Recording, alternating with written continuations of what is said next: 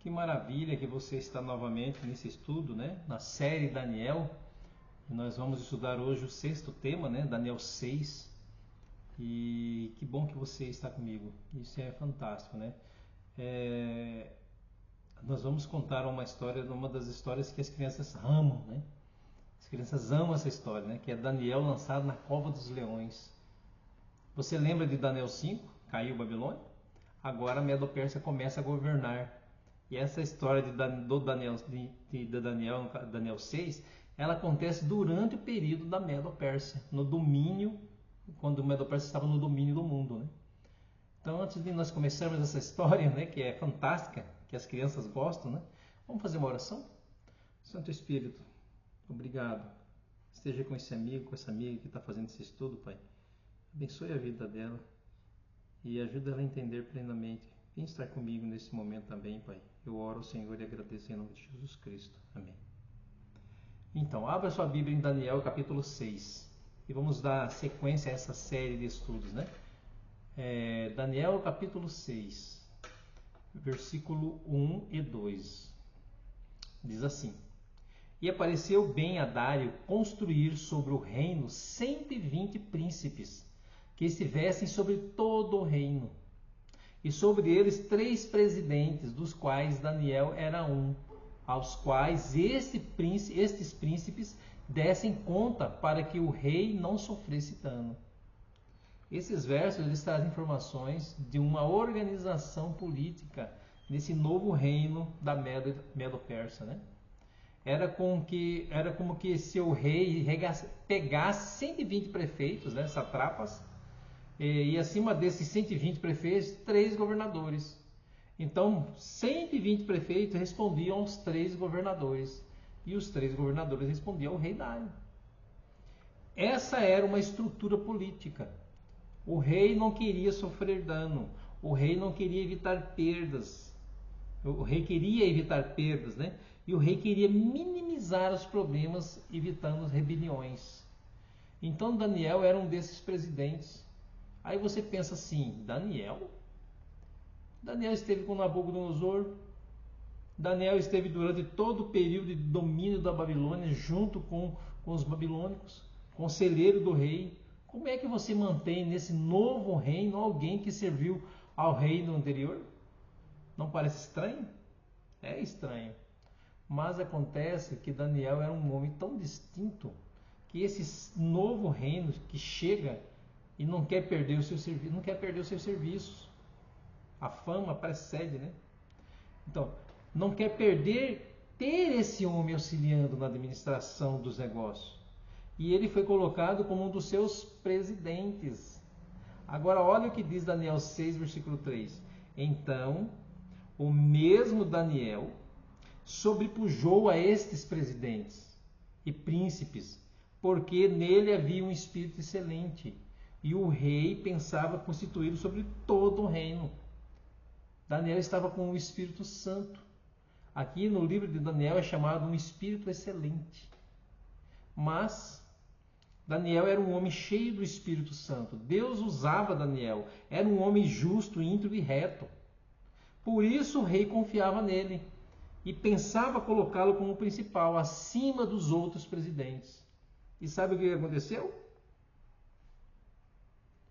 Fomentou-se a inveja. No coração desses presidentes surgiu a inveja. E havia outro problema. Você sabe que nesse meio político é bem complicado. E certamente havia alguma coisa errada ali no reino. E Daniel não se corrompia. Daniel não juntava-se com essas tramóias, com essas ilegalidades. Então eles tinham que tirar Daniel da jogada. Mas o que fariam para isso? O rei gostava do trabalho dele. Então eles começaram a procurar. Se nós quiséssemos usar uma palavra moderna, nós diríamos de que eles abriram uma CPI sobre a vida de Daniel. Uma comissão parlamentar de inquérito. E eles foram investigar todas as contas bancárias de Daniel. Eles fizeram uma varredura no seu sistema financeiro. Igual no meio político dos dias de hoje, né, de um determinado presidente do Brasil que está sofrendo isso, né?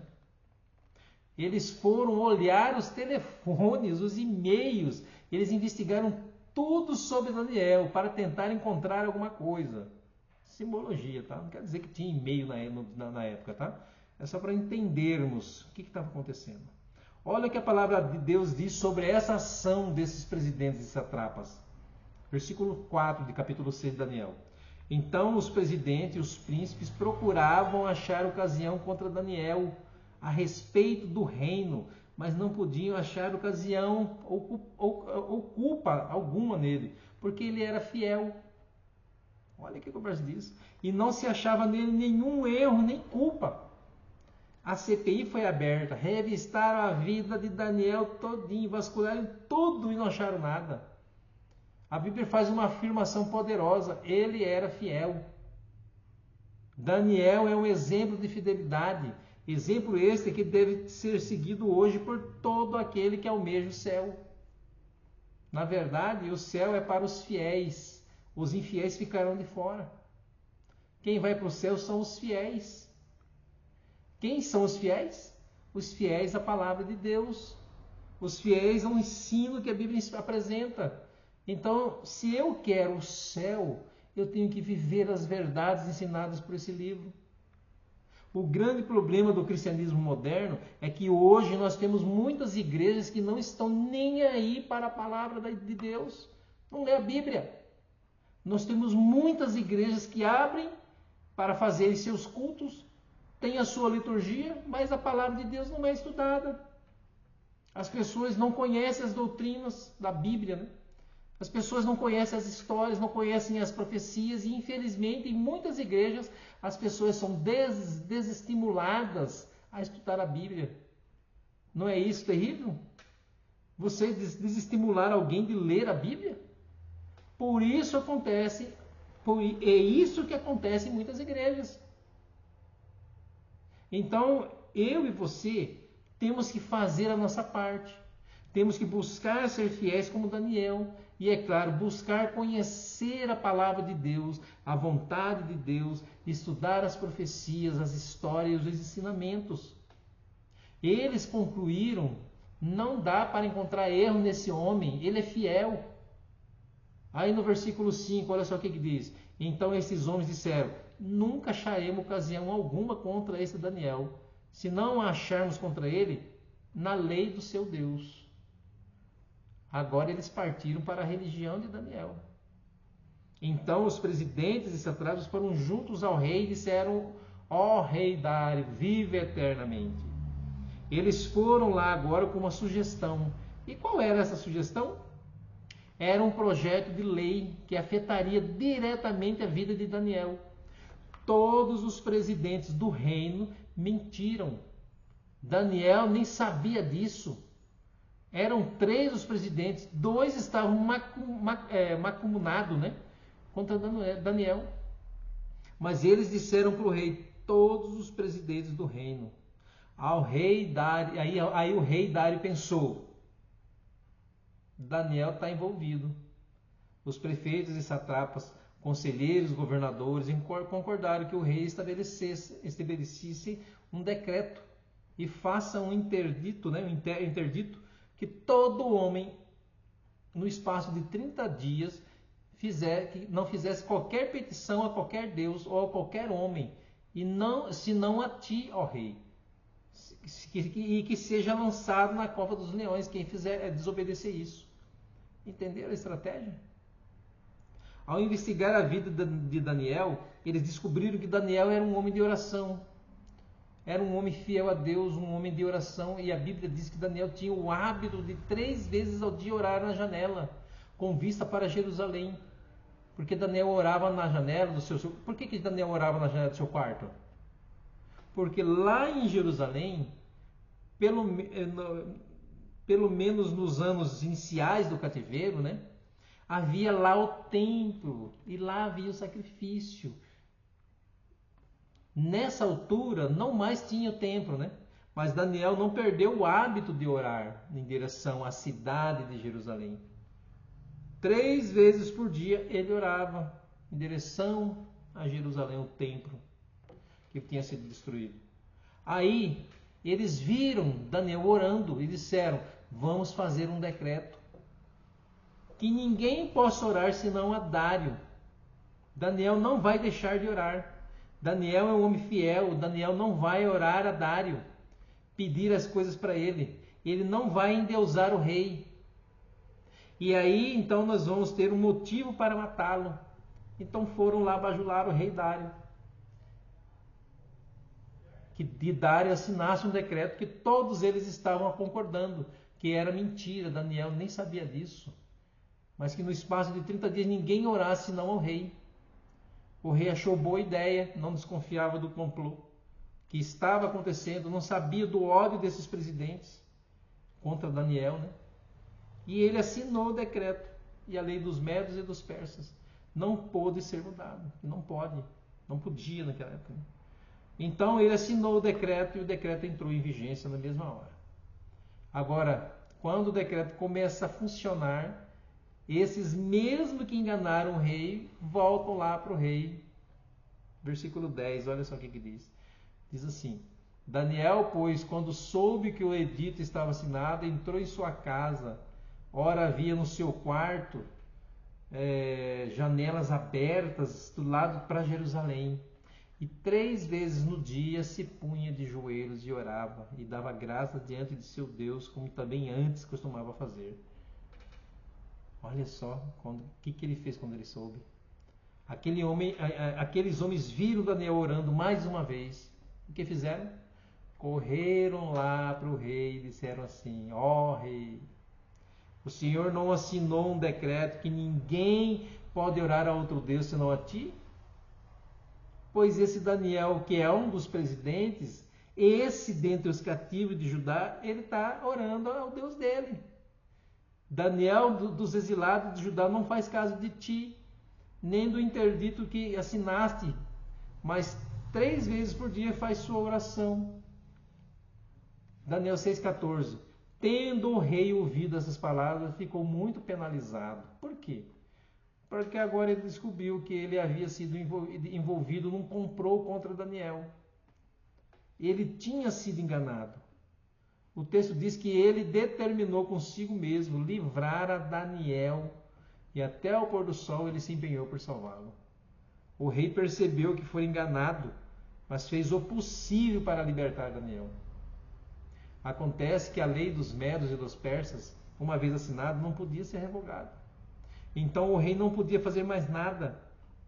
Então mandou que lançasse Daniel na cova dos leões. Mas o rei pensou: se por acaso Deus poupar a vida de Daniel, esses homens poderão querer matá-lo. Então ele ordenou que Daniel fosse lançado, mas que a entrada da cova fosse fechada com uma pedra e selada com o seu anel. Assim, se os leões não o matassem, ninguém mais poderia pôr a mão em Daniel. Então foi um tipo de proteção que o rei deu ao selar a pedra da entrada da cova. Daniel foi lançado. Quantos anos tinha Daniel? Daniel já devia estar com mais de 80 anos. Era já uma pessoa idosa. Daniel foi lançado. O rei foi para o palácio, mas não conseguia dormir. O rei gostava de Daniel. O rei não aceitou música, o rei não aceitou bebida, não aceitou comida, nada. O que acontece na manhã seguinte? Versículo 19. Pela manhã, ao romper do dia, levantou-se o rei e foi com pressa à cova dos leões. Eu fico imaginando a ansiedade do rei Dário. O dia mal amanheceu e ele foi correndo à cova dos leões. Ele pensava: será que Daniel está vivo ainda? Será que o meu amigo foi preservado? E quando ele chega lá junto à cova, o rei Dário tira a pedra e diz assim: Daniel, você ainda está vivo? Porventura o Deus a quem você serve poupou sua vida? E ele fica escutando, né? E qual não foi a alegria do rei quando ele ouviu lá de dentro da cova dos leões, né, a voz de Daniel, e ele dizendo: ó rei, vives para sempre. O meu Deus fechou a boca dos leões, poupou a minha vida. Que alegria, né? Sabe por quê? Por quê? Porque eu não fiz mal nenhum contra o Senhor. Eu não quero seu mal. Deus enviou um anjo, Olha o que diz a palavra de Deus. As palavras do testemunho de Daniel para esse rei. Daniel, servo do Deus Altíssimo, respondeu. Versículo 22, olha só o que diz. O meu Deus enviou o seu anjo e fechou a boca dos leões para que não me fizessem dano, porque foi achado em mim inocência diante dele. E também contra ti, ó rei, não tenho cometido delito algum. Daniel foi fiel a Deus e Deus foi fiel. E de forma miraculosa preservou sua vida. E assim, é assim que Deus age. 2.600 anos, mais ou menos, se passaram dessa história. E Deus não muda a sua forma de tratamento. Quando nós somos leais às suas reivindicações, Ele honra as suas promessas. Quando você escolhe ser fiel, Ele vai proteger você, Ele vai guardar você, guardar sua família, porque Deus age dessa maneira. Sabe o que fez o rei? Daniel 6, versículo 24. E ordenou o rei, e foram trazidos aqueles homens que tinham acusado Daniel, e foram lançados na cova dos leões, ele, seus filhos e suas mulheres, e ainda não tinham chegado ao fundo da cova, quando os leões se apoderaram deles, eles esmigalharam todos os ossos, diz a palavra de Deus. Os leões não foram impedidos de destruir os ímpios. O Senhor protege os seus, mas se as pessoas não querem a proteção divina, elas ficam por conta. Aquele que espera no Senhor vai ter do Senhor a resposta. Mas quem não espera no Senhor, quem não age de acordo com as suas leis, quem não é fiel à sua vontade, vai ter que viver a sua sorte. A sorte desses homens foram morrerem, e todos os seus familiares.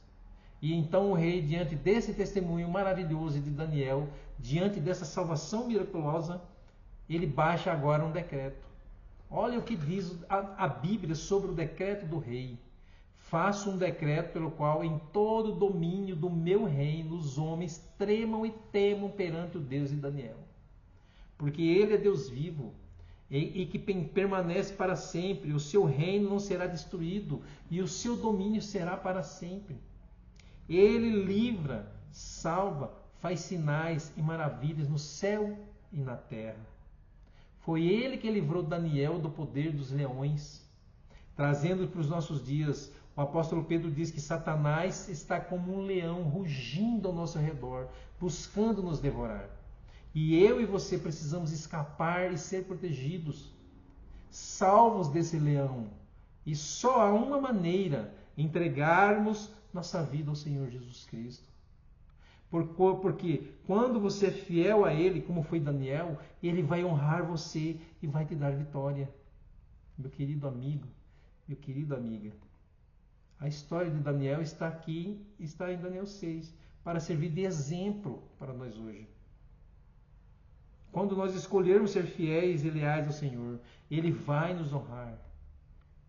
Ele vai ser fiel às suas promessas.